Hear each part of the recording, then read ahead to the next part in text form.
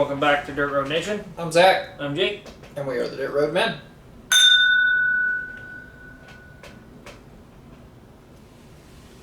That early times really does punch above its weight. Yeah, it does. Anyway, we are here today for a cigar review of the Oliva Serie V Melanio Maduro. So, in my opinion, the single best cigar as far as how they would market it that Oliva has to offer you.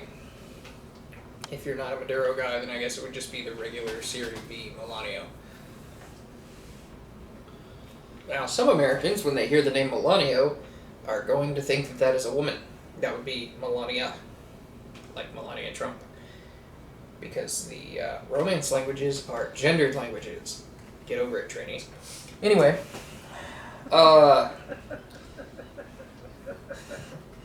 I now feel a tinge of bad when I make those jokes just because I'm insulting someone I know, but I insult literally everyone throughout our shit, including ourselves. Yeah. So, you're just on the list. It'll be okay.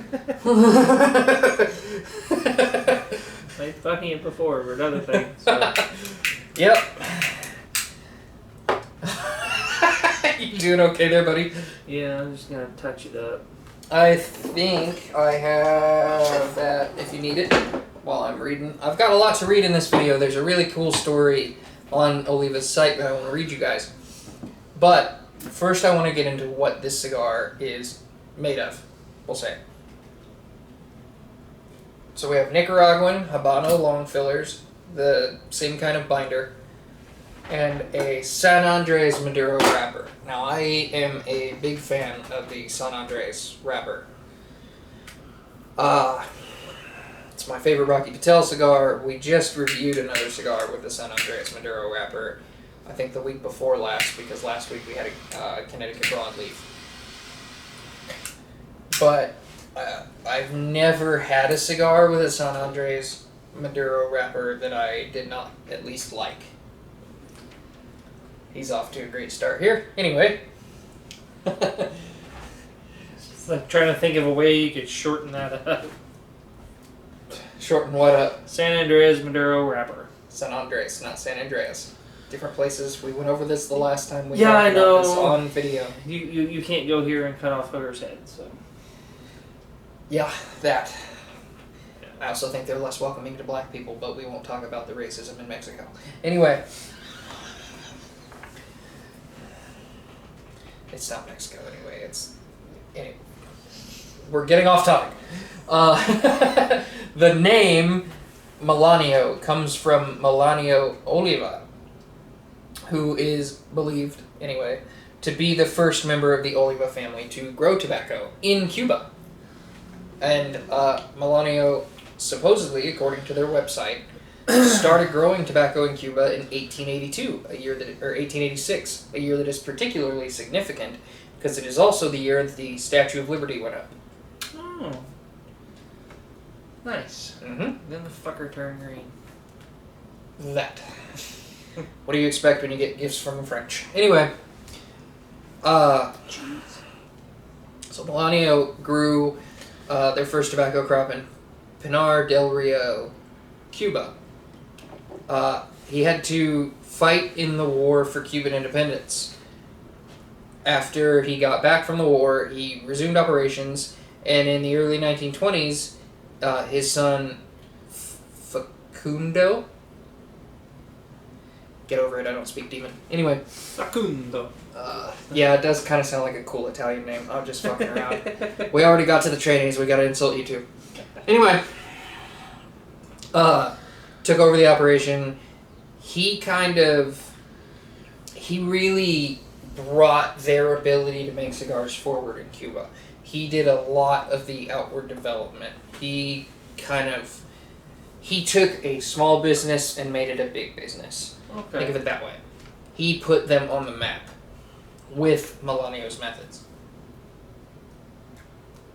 However, Cuba became communist, and naturally, for anyone that actually knew what the fuck they were doing and was competent in their industry, that was a problem. Yeah. Um, Gilberto, Facundo's son, tried to stay in Cuba and switched from growing to selling tobacco, or brokering, is what they say on their site, in the early 60s. Or around then. In the early 60s, he eventually just couldn't deal with it anymore, and he left Cuba. And then he started going to different countries all through Central America to try to duplicate Cuban tobacco as best he could, right? Because apparently even to them it's the Holy Grail, which makes sense. He tried Honduras, he tried Panama. Anyway, Mexico, he went to the Philippines, which is like the other side of the freaking world. But he ended up settling in and deciding that the best place to grow was Nicaragua. And they're now the second largest grower of Cuban seed tobacco in Nicaragua. They still use generally the same methods. And again, it's Cuban seed, so the seeds came from Cuba because that's the best they can do. And grew it in Nicaragua. But they use all the same methods for supposedly curing, blending, and rolling that Facundo built with his empire. And Gilberto took over. Now, Gilberto passed in 2017, but in 2014, the Serie V Melanio, not the Maduro, won Cigar of the Year. Which 2014, 2015 was the year I started getting this guy and our buddy Momo into cigars as well. Actually, I think it was more like 2015, 2016. It was a little while before we actually started our channel. But, anyway, that's what they have on their site. And they do have a Gilberto Oliva cigar that they put out now, named after him. He was born in 31, so he lived quite a long life. Wow. He was like 30. He was like our age when he took out of Cuba. Oh, wow. I was like, no, I'm going to do this better somewhere else. Because, no communism. Not that Nicaragua doesn't have its own problems. Nicaragua. I got to be real careful about how I pronounce that country. Yeah, That almost sounded like something else to me. Anyway.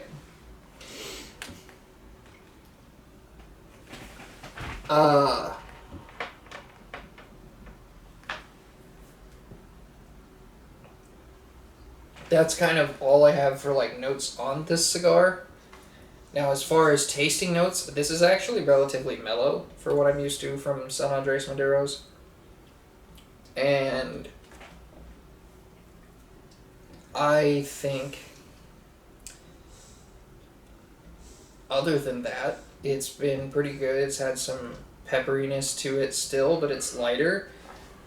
There's a little bit of creaminess going on, but I haven't noticed a whole lot of diversity of flavor like what was described on their site when I first read about this.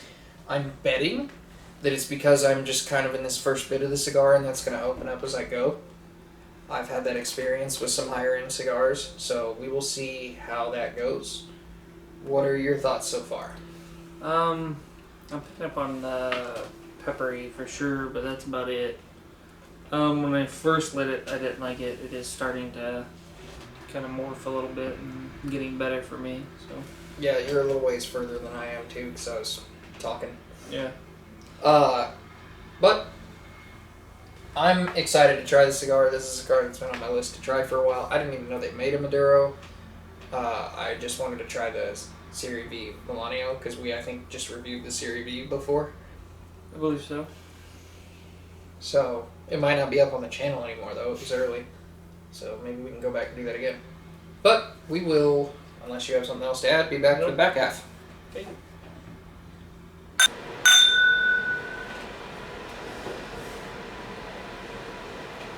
So, what were your thoughts on the cigar going through it? It started out, I didn't like it when I first lit it.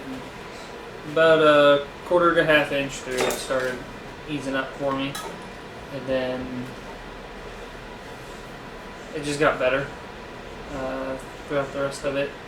The pepperiness was the one thing I liked when I first lit it. It did kind of mellow out and some more earthy, almost fruity notes, not quite, like a little bit of sweetness kind of started coming through about the middle. It's getting kind of darker again. What I'm noticing where I'm at now is a lot of dark chocolate coffee, which is pretty characteristic of Maduros. I do like how it kind of mellowed, but it didn't bitch out as we were going through it. It was a little less full-bodied than I expected. But overall, I'm pretty pleased with it. Now, given the fact that this was a $16 cigar, I can think of Maduros I like significantly better that are also significantly cheaper. Yeah. When you're considering price per stick. The Camacho Triple Maduro, for example, runs about $10. However, I am still very pleased with this stick, and I'm at about an 8 with it.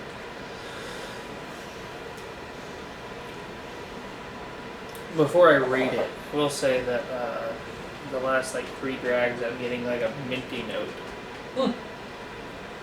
But I was about, I think I'm at a 7. Okay. I would smoke it again, but I don't know that I would buy that. I don't know that I would pay that much. I honestly would not, I wouldn't buy a box, and I probably wouldn't buy it again, given that I can get cigars that are more full-bodied that I like better for cheaper. But I do think it is a good cigar. Yeah.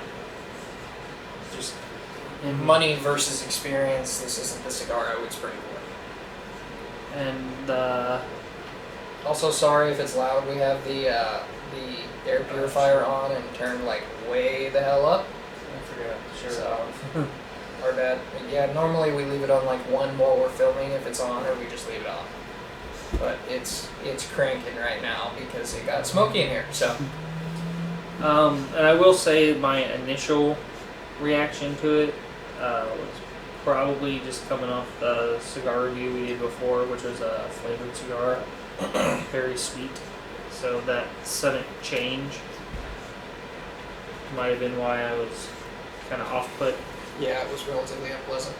One thing I've noticed in cutting our videos is that we are always so much more chill when we do the back half.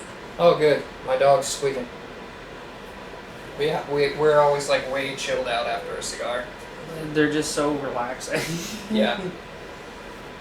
That is the number one thing I like about cigars. More than reviewing them, more than pulling out tasting notes, which is something I very much enjoy in whiskey. With cigars, I end up just kind of relaxing, and if I'm not smoking alone, I tend to end up having pretty good conversations and just kind of sitting back and chilling out with whoever I'm smoking with, whether it's at a lounge or here with him or whatever.